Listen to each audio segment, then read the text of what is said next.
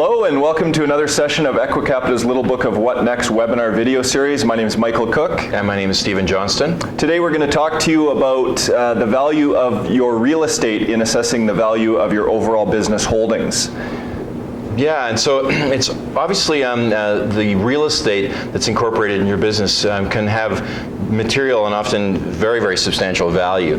But of course, although it has substantial value, for the purposes of the acquirer, it may have a different risk profile or a different return profile from what they're demanding from their business assets. And so even though it does have a significant value, they will want to separate that acquisition. They want to separate out the real estate from the business acquisition and probably enter into some sort of long-term leasing relationship with you as the owner in order to provide stability for the business going forward. But it really is important to be ready and prepared for the discussion of separating those two assets as part of the sale process.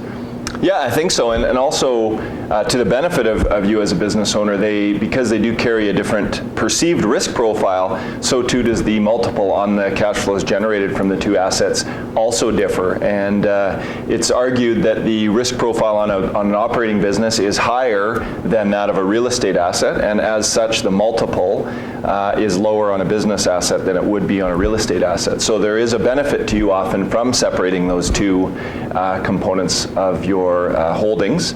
And correspondingly, the impact on the valuation of the business is, in order to properly assess the value of the business, the amount for fair market value rent paid to occupy that real estate is deducted from your cash flow, and you come up with the cash flow of the business, and then the rental stream is used to determine the value of the real estate assets.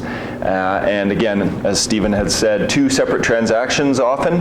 They could be included in the same closing, for example, if you work with a group that has interest in real estate or sister funds like we do at Equicapita that can complete the transaction on that basis. But just keep that in mind when you're considering a deal, is that you really are the beneficiary of two asset classes in that sense, the operating business and the real estate.